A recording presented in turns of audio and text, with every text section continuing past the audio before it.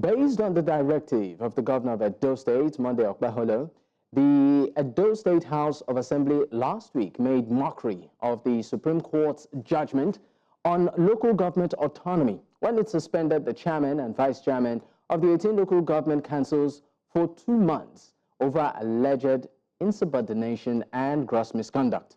The governor had earlier written a petition to the Assembly accusing the chairman of refusal to submit financial records of their local government councils to the state government, describing their action as an act of insubordination and gross misconduct. Well, joining me on the program at this time to discuss this is Ogbeide Ifaluyi-Isibor, is the former Commissioner for Digital Economy, Science and Technology at Edo State. He joins virtually. Thank you for your time, and it's great to have you on the program again. Thank you for having me. Always a pleasure to be here. Good evening. All right, let me start off with this. The governor of the state, the new governor, that's Governor Monday Okpebholo, has suspended the local government chairman over what he termed as insubordination after he requested their financial records. For many, they feel this is a slap on the face as regards the recent ruling by the Supreme Court judgment on local government autonomy. Let me just know your immediate reaction on this. Well, thank you. I think lots of Nigerians have expressed their views on this, and it is a fact that the governor has no rights, he has no authority to interfere, or meddle in the affairs of local government councils, as they are an independent and autonomous tier of government, just like state governments. So it became very laughable, when Nigerians heard that the state governor, who is battling for some form of legitimacy with the Edo people, was requesting for local government chairmen to submit their financials to him. I mean, we thought it was a joke because we just felt, well, maybe the man has not sat down yet to understand the need for separation of powers to the extent that local governments have become autonomous as determined by the Supreme Court. So it is null and void to that extent, and for the action taken by the House of Assembly has been condemned by every reasonable Nigerian who understands the law, who submits that so long as the Supreme Court has given a judgment that gives local governments powers to oversee the activities and gives governors no rights or authority to dissolve, suspend, interfere with local government councils, the action by the State House of Assembly was just an expression of the opinions of the honorable members of the House. And while they are entitled to their opinions, they're not entitled to their facts. And so it is, to that extent, illegal, as determined by the Attorney General of the Federation and the Honorable Minister for Justice, that the action taken by the Edo State Government was illegal, null, and void.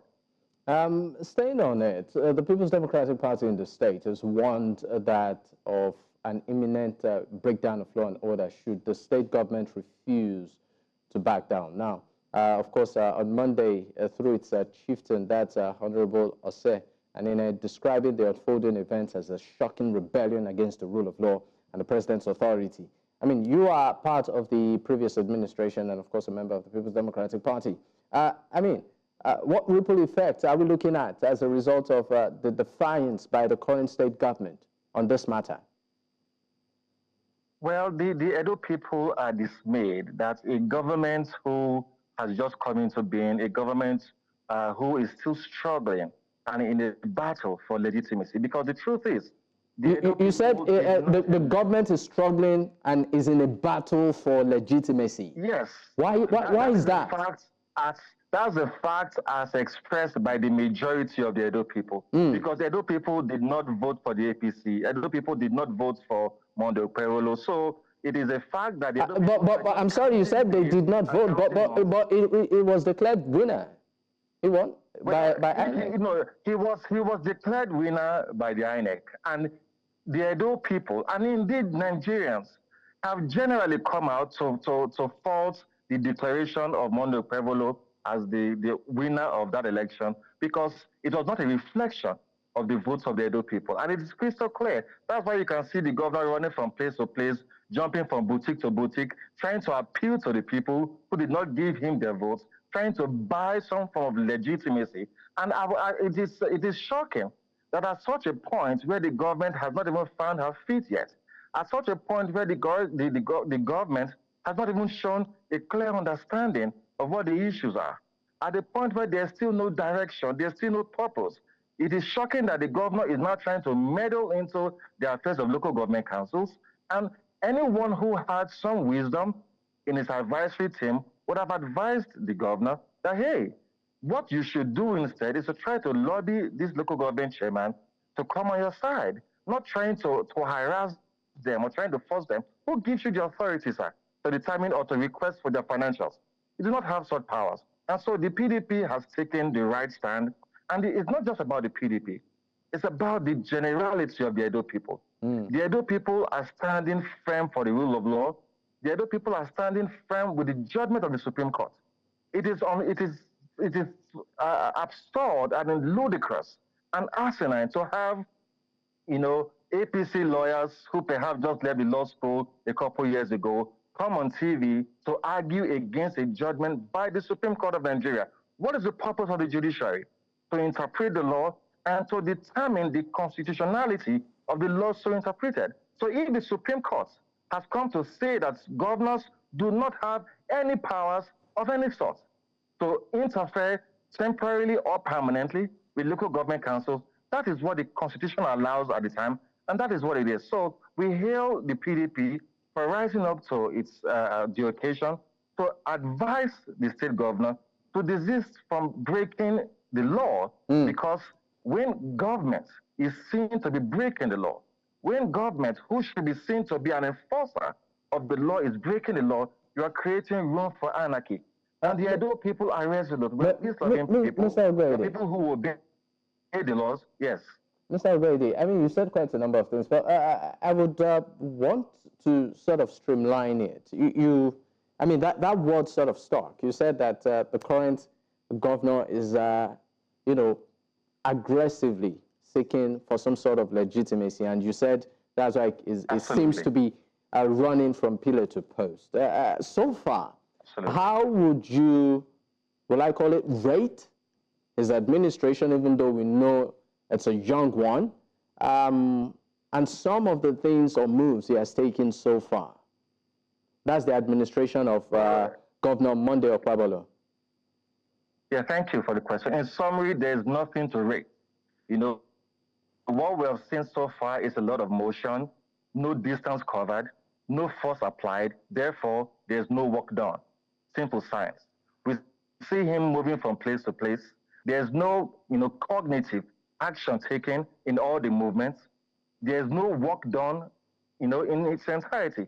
And so it is difficult for one to rate nothing, because first of all, the government is aware that you have just a couple months to play around, because the rightful owner of the election that Edo people casted will be resolved in a couple of months. So the Edo people are generally, watching the dancing, in the government of today, because we know that it's not going to last too long. And so there's nothing to be excited about, nothing to worry about, nothing to rate, actually. The governor has been unable to express himself, express his thoughts for the state, let me use. He has been able to put together a cabinet to at least give a direction. He has been unable to set an example, for the Edo people. We have been embarrassed in the last couple of weeks, because from, every other day, there's something to laugh about. Edo State, this was an Edo State that was #1 in digital transformation. This was an Edo State that was #1 in the deployment of resources to the people's benefit. This was an Edo State that were receiving awards back to back for over 4 years under the administration of Governor Obaseki. This is now the Edo State where people are laughing about and making caricature of the state. This is not the Edo State that we know. And so that is why we are hopeful that in a couple of months there will be a change where the rightful owner of the election will be installed as governor of the state. And then Edo people can move towards the direction, because Mr. Aswagoda had given us a clear direction of what he wanted to do. I mean, we'll get to that. We'll get to that. But let's bring it back to this issue on ground, particularly from the perspective of the State House of Assembly. They seem to sort of sway in the direction of, the current governor, even though they are in opposition, majority of them? Why is that? Well, I hold the Edo State House of Assembly members in very high esteem. Most of them are people that are very well known to me, and I can vouch for the cerebral capacity of a couple of them. However, the opinions that they shared as regards the suspension of local government chairmen were simply opinions. You know, I cannot hold to account that many of them really understand what the Supreme Court said as regards the autonomy of local governments. And to your question, it's a rather higgledy-piggledy situation that we found ourselves in Edo State today. That is, I would like you to break that down. You said higgledy-piggledy situation. What does that mean? What does it entail? Higgledy-piggledy situation is like a state of disorder or a state of confusion. You know, the House of Assembly members who know pretty well that this government is not a legitimate government, but now they're not very sure. How is the court going to interpret this matter? Do we have confidence in the judiciary? So some of them are in a strait betwixt two. Do we tilt to the side of the governor, or do we remain independent as it should be? And that points to the fact that Governor Godwin Obaseki was the first governor in Nigeria to give or grant full autonomy to the State House of Assembly. So they do not have to kiss the canvas of the governor. They do not have to do his bidding. They are an independent arm of government, and they are 100% autonomous. But don't you also think that this reflects a deeper problem, particularly for the People's Democratic Party in the state? Aren't we seeing a situation whereby maybe in the coming months, no, it doesn't. In the coming months, we might just have defections? Well, if people decide to switch over, if they decide to tilt their loyalties to a different political platform, that's their exclusive preserve. However, perhaps, you know, they wouldn't, because they understand that in a democratic system, the people are the final authority. So if you were voted, you know, into the House of Assembly as a member of the PDP, and suddenly there appeared to be a temporary change of government, and then you switch over to the APC, it shows your character, it shows that you're unstable, and it shows to the people that you do not really have the interest of the people at heart, but your own interest. So my advice would be that they uphold the tenets for which they were elected, that they put their nose to the grindstone, bend their sinews to the task, put their shoulders to the wheel, and do what the people want. Because a failure to do that, the Constitution allows us to recall you. And I can hear some people already talking about that offline and online, that the people or the person we have representing our local government is not doing our bidding, and so we want to initiate a recall, which the law allows. And a lot of them would not want that to happen, because we knew how they won the elections. It was won by a collective, collective force, by majority of us who even were not a part of this local government. We went with them, campaigning from place to place, supported them even with funds. So we know how to call them back if need be. And this is not a threat to them. This is what the law allows. So I would like to appeal to them that you should uphold some level of decency. There should be some level of decency in your dealings as a legislature. First of all, understand what the role is as a legislature. You are not an appendage of the executive. You are not appointed. You are voted for by the people. And only the people can remove you.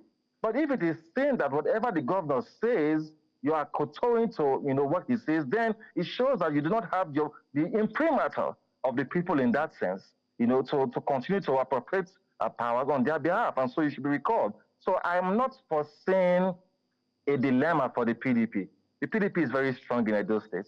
We are united and formidable. And we are hopeful that our members in the House of Assembly are not going to be going there, to play some kind of politics, in the sense that dancing to the tune of the governor. I mean, during I'm sorry, you said in your remark that during the time of the former Governor Obaseki, that the House was very independent and was autonomous. Yes. Without the influence of the government. But there was a lot of politics and politicking during the time of your former principal, particularly between the former governor and his vice then, Mr. Shaibu. And the House was instrumental during that era and it seemed to tilt even towards the side of the governor. So it just brings me. What happened at the time? Sorry to cut you. What happened at the time was the House of Assembly stepping up to their responsibility. They could see in favor of the governor. Then? No. In favor of their duties, right? Because whatever the issues were, just hold on, sir. Whatever the issues were, it was visible to the eyes and audible to the deaf. The people could see that there was some form of chaos in the executive arm of government. They could see that there was some form of extreme insubordination on behalf of the deputy, and they did what they were supposed to do. I can say without any fear of contradiction that they were not pressured by the governor to take that action. They were not. They took that action because some of them were even members of the APC. And the decision to impeach the deputy governor at the time was to a very large extent unanimous. So it wasn't a case of the governor pressuring them to. Even the people at some point got tired. They were saying that our government was being ridiculed. And so they felt that for us to stop this ridicule, the law should take its course. You know, and both of them are very well known to me. The former governor and the impeached deputy governor, I could call them my older brothers, but it wasn't about that. It was about what the law states, what the law upholds, and what should be done. And the House of Assembly did what they should have done. And the people generally agreed with them. Okay, now bringing it back to, of course, the last election in the state, where we know that the People's Democratic Party and its candidate, you've, of course, stepped it up to court. You're challenging the outcome. My question to you is this. Are you confident in the current judiciary? Beautiful question. And to be honest, I'm in a straight betwixt too, as to how much confidence, not just me as an individual, but how much confidence the Nigerian people have in the Nigerian judiciary just now. The overall function of the judiciary is to interpret the law and determine the constitutionality of the law so interpreted. We are very hopeful that they would do what the people think is right to be done. The whole world has condemned the outcome of the Edo elections. The whole world has come out to say that this was not a reflection of the votes of the people. We could see distortions. We could see obvious miscalculations. We could see obvious fraud being committed against the Edo people. And we hope that the Nigerian judiciary will rise up to the occasion to do the right thing, and at the end of the day, declare Asan Ighodalo as the rightful governor of Edo State, because until that is done, there will be no confidence in the electoral umpire, there will be no confidence in the judiciary, and people would lose every zest and zeal, every vim and verve to vote in future elections. What will be the point going out to take your PVCs, stand under the rain, under the sun to vote, when you know that there's a possibility for the electoral umpire to switch, the outcome of the election as they desire? That is the dilemma we are facing in the country today. And it is our hope that the Nigerian judiciary will rise up to the challenge and do the right thing to uphold the confidence that Nigerians have in our elections.